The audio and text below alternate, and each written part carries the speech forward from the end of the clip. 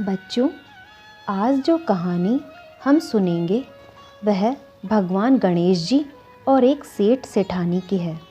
बहुत समय पहले की बात है। भगवान गणेश जी पृथ्वी पर आते हैं और घूमते घूमते एक साहूकार के खेत में चले जाते हैं। उन साहूकार को सभी सेठ जी के नाम से पुकारते थे और उनकी पत्नी को सेठानी जी के नाम से। सेठ जी और सेठानी जी अकेले ही रहते थे। सेठ जी के खेत में अनाज की फसल पकी हुई थी। उसी समय गणेश जी घूमते घूमते उसमें चले जाते हैं।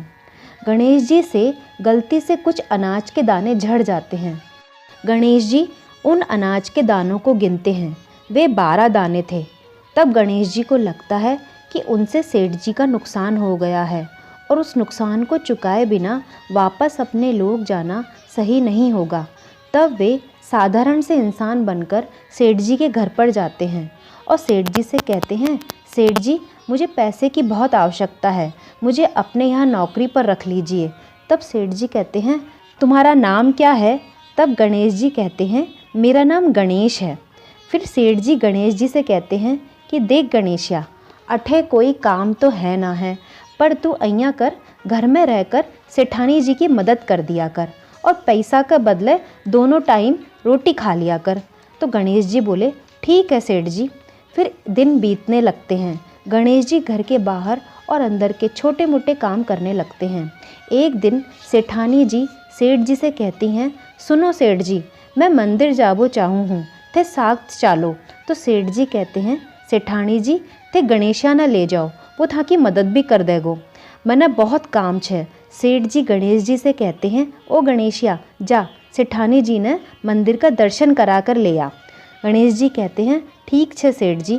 गणेश जी जब सेठानी जी के साथ मंदिर में जाते हैं तो देखते हैं कि सेठानी जी भगवान की उल्टी आरती उतारती हैं। तब गणेश जी सेठानी जी को सभी लोगों के सामने टोकते हैं और सेठानी जी का हाथ रोककर कहते हैं, सेठानी जी आरती सीधी उतारो।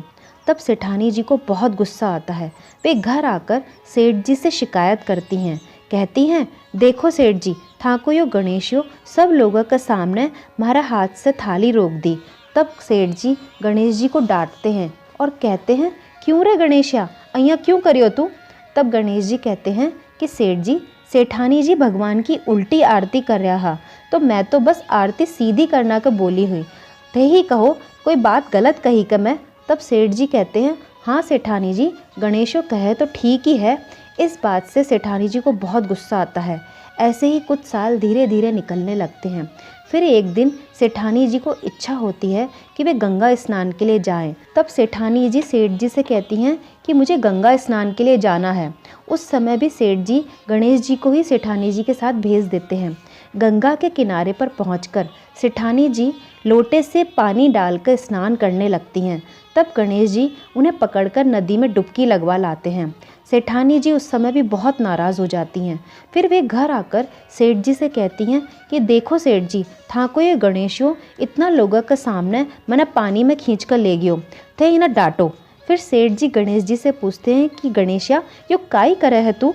तब गणेश जी कहते हैं कि सेठ जी, सेठानी जी किनारा पर बैठकर बर्तन से स्नान कर रहा है, मैं तो वहाँ डुबकी लगवा कर लायो, बस गंगा स्नान को पूरा फल तो डुबकी लगावा से ही मिले है ना। तब सेठ जी फिर से गणेश जी की बात को सही बताते हैं। सेठानी जी फिर से नाराज हो जाती हैं। फिर कुछ समय बाद सेठ जी अपने घर में एक हवन पूजा रखवाते हैं। उसमें बहुत से पंडित भी आते हैं और पूरे नगरवासी भी भोजन व हवन के लिए आते हैं। उस समय जब हवन पर सेठानी जी को बुलाया जाता है, तब सेठ जी गणेश जी से कहते हैं, जा रे गणेशिया, थारी सेठानी ने बुला लिया। तब गणेश जी सेठानी जी को बुलाने जाते हैं। सेठानी जी पूरी तैयार होकर चलने लगती हैं। तब गणेश जी देखते हैं कि सेठानी जी ने काले रंग के कपड़े पहने हैं। उस समय गणेश जी उन्हें बहुत समझाते हैं कि सेठानी जी, पूजा में हरा, पीला, गुलाबी या लाल रंग कुछ भी पहनो, पर काला नीला मत पहनो। पर सेठानी जी नहीं मानती। इस बात पर दोनों में बहस हो जाती है। सेठानी जी रूस कर वहीं बैठ जाती हैं और कहती हैं, मैं तो को नहीं जाऊँ पूजा में, तू ही बैठ जा जाकर थारा सेठ जी के साथ। तब गणेश जी बहुत समझाते हैं, पर सेठानी जी नहीं मानती। फिर बहुत देर होने पर सेठ जी खुद ही वहाँ आ जाते हैं और पूछते हैं कि क्या बात है, तब फिर सेठानी जी सेठ जी से कहती हैं कि देखो ठाकुर यो गणेशो इतनी सुंदर चुंदरी फाड़ दी। तब सेठ जी बहुत नाराज़ होते हैं और कहते हैं गणेशा ये काई करे है। तब गणेश जी उन्हें सारी बात बताते हैं। उस समय भी सेठ जी सेठानी जी को कहते हैं कि हाँ गणेशो बात तो सही कहे है। थे ही सोचो सेठानी जी, अगर बाहर सभी पूजा में थाने टोकला फिर थाने ही बुरो लागलो थे, बढ़िया दूसरा कपड़ा पहनकर आ जाओ। तब सेठानी जी मान जाती हैं। हवन पर सभी इकट्ठे हो जाते हैं। अचानक तभी पंडित जी सेठ जी से कहते हैं अजी सेठ जी, मैं तो गणेश जी की मूर्ति लाबो ही भूल गया, अब लाबा जावंगा तो मूर्त निकल जावेगो। उसी समय गणेश जी के भी 12 अनाज के दानों के बदले 12 साल सेठ जी के नौकरी करते हुए पूरे हो जाते हैं। तब गणेश जी कहते हैं थे चिंता मत करो सेठ जी, पूजा पूरी हो जाएगी। सेठ जी पूछते हैं गणेशा कहिया हो बैली। तब गणेश जी उन्हें सुझाव देते हैं कि थे मने ही पाटा पर बिठा दो और पूजा कर दो। तब सेठ जी बहुत नाराज़ होते हैं और गणेश जी को डांटते हैं कि देख गणेशा, तो अबार ताई तो सेठानी के साथ ही ठिठोली करे हो, अब हमारे साथ भी करबा लाग्यो, वो भी पूजा के लिए मैं तने नौकरी से निकाल दूँ लो।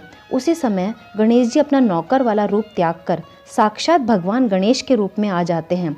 सभी आश्चर्य से देखते रह जाते हैं। फिर उसी मुहूर्त में सभी गणेश जी की पूजा करते हैं। गणेश जी उन्हें बहुत सारा आशीर्वाद देकर वहाँ से अंतर्ध्यान होकर अपने लोक में चले जाते हैं। बच्चों, वैसे तो सेठ जी और सेठानी जी इस घटना से बहुत प्रसन्न थे, परंतु उनके मन में एक बात हमेशा खटकती रहती थी।